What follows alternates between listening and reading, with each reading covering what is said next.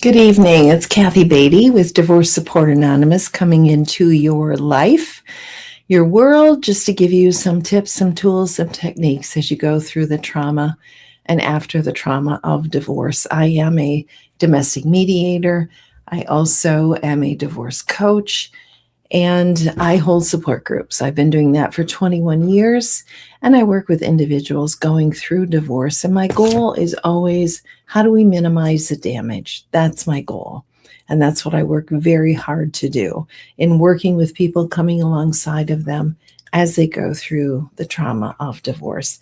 Tonight's topic, which you may have seen, was personal property division and divorce. It's part of the divorce.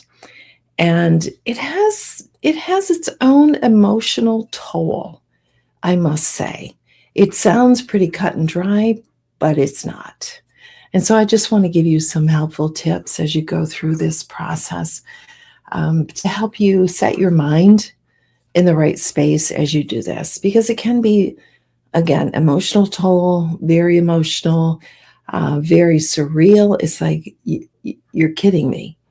We're talking about dividing the couch and the love seat, and it gets real basic and real raw. So I just want to kind of help you through that if I can. Number one, know what's important to you. When you know what's important to you, then it's going to prioritize things in your mind. And that's my next point of what I'm going to show you, is to set up a piece of paper, and it can be as primitive as this, in allowing you to sort through what is important to you. So in column number 1, you'll see there, this is what's really important to me. And then you just list under that heading, what is really important to me? Maybe it's things that are sentimental, your grandma's hope chest, your grandfather clock that your mom gave to you. You know, there are a variety of things that are important to you. It doesn't just have to be sentimental. It can be of value. It's really important to me that I keep my car. It's really important to me that I keep the bedroom set, that because it has value and I don't have money to replace it, or I need the couch, or I need the television. You know, what's really important to me. And there's no right or wrong on this list. It can be from functionality, or it can be from sentimental reasons. What's really important to me. The middle column is, what am I ambivalent about? Like the lawnmower, the push lawnmower. If I get it, great. If I don't, it's okay. I can get another one. It's not that big of a deal. I don't have any attachment of value or functionality to the push lawnmower. So you can put those things in that third column, or second column. In the third column, what are those things that you know you don't want? You know you don't want his tools. You know, although you do want a screwdriver, a hammer, a saw, a few necessities. But the major tools, you know you don't want them. Or her things, her grandmother's grandfather clock, whatever. You know you don't want those things. So put those in that list. And here's the reason that you do that. It's helpful to do that for many reasons. Number one, it gets in your mind, because when you go into mediation, there's so much on you. There's so much stress on you. But when you walk in there and you know, okay, these are the things that are really important to me, you don't have to think about it in the mediation, because you have done that ahead of time. This is what's really important to me. This, I don't care one way or the other. Third column, you can have it. I don't want it. That helps you have a better mindset, instead of sitting in the mediation and thinking, well, what do I want out of the house? I'm not staying in the house. What do I want out of the house? What's important to me? You know, it's just the homework prior to mediation that helps set in your mind what's important to you.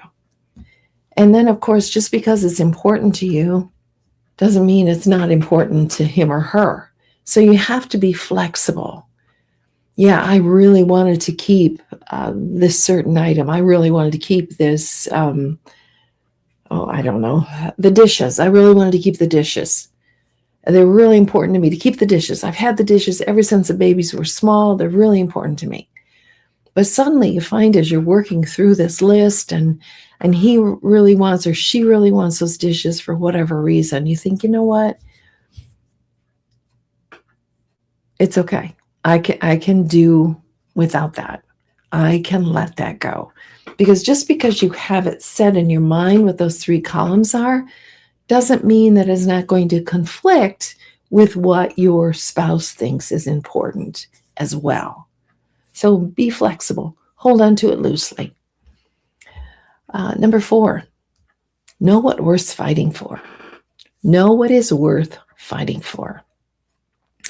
I have had people come into mediation and spend $10,000 fighting for something that has a $5,000 value. For whatever reason, in their mind, they had it set that they're going to fight for this. Well, you have to be rational here. You have to stop and think, okay, my legal fees are $4.50 an hour. Am I really going to fight, all these hours for this that go back and forth? So just be careful. Just know what's worth fighting for. And again, don't spend over the value amount in legal fees for what it's worth.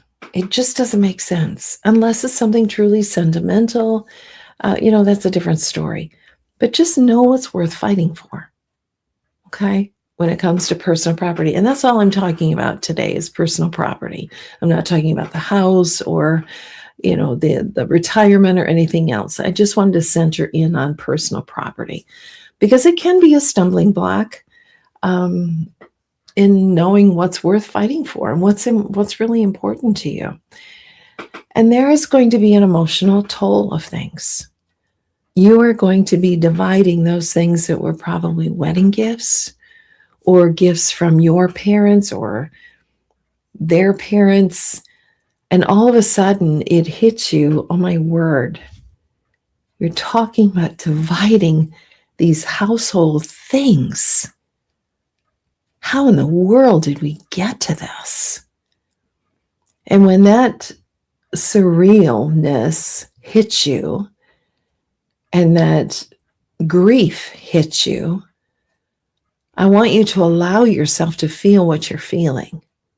And even if that's during mediation, I need a timeout. I need to go get a breath of fresh air. I need a minute. And you can have that in mediation. This is hard.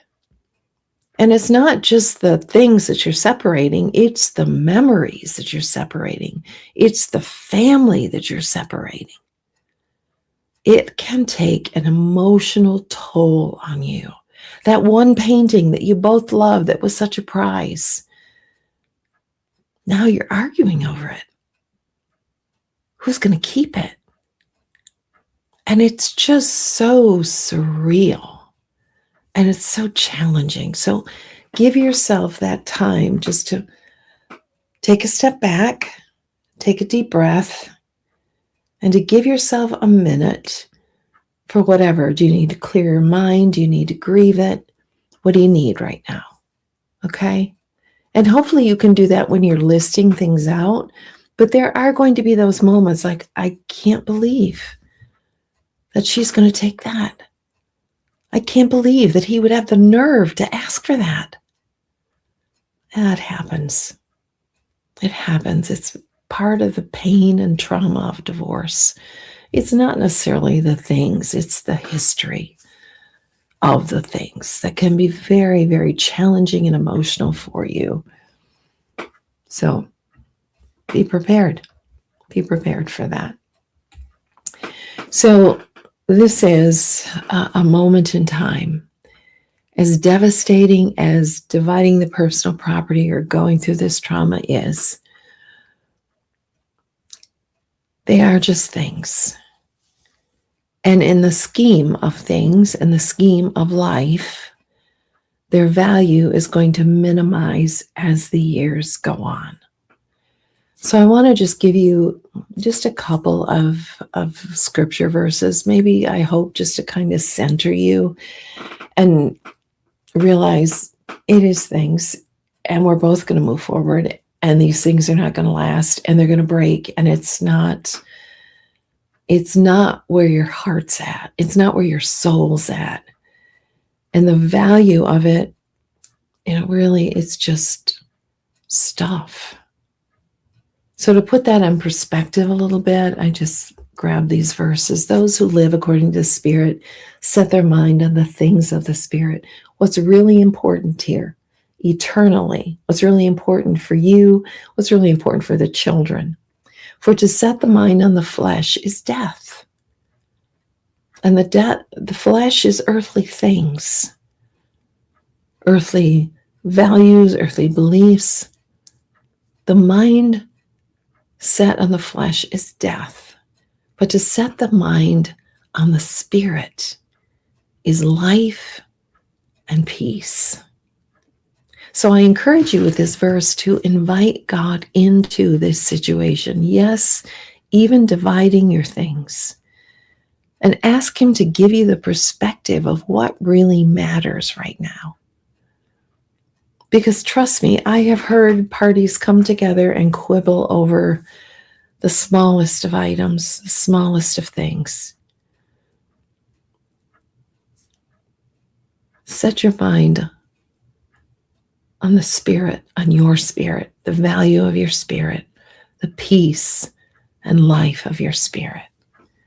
And then another verse that comes out of Luke, for where your treasure is, there will your heart be also. There are so many things in divorce that are ripped away from us. So many things. The dreams, the list goes on. And it's also a time, as painful as this is, it is so powerful. It's a time to decipher what is important.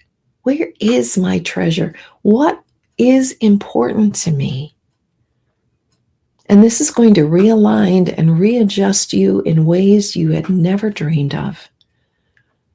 But keep in mind, where your treasure is, what you think is important, is where your heart is also.